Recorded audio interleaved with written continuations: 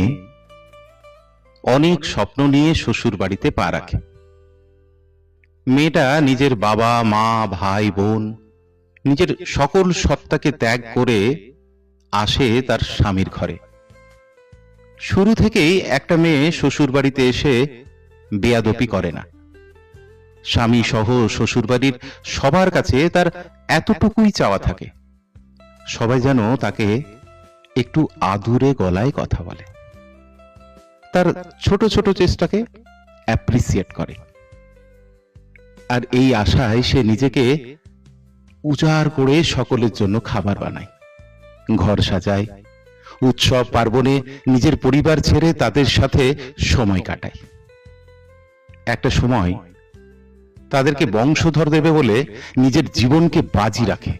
নিজের নিজস্ব পরিবার পরিবেশ ছেড়ে মেয়েটা একটা নতুন পরিবেশে নতুন পরিবারে আসে, খাপ খাইয়ে নিতে চেষ্টা করে। কিন্তু ছেলের পরিবার মেয়েটার এই চেষ্টাকে মূল্য দিতে জানে না। বেশিরভাগ পরিবার শুরু থেকেই বাড়ির বউটাকে ডমিনেট করতে শুরু করে।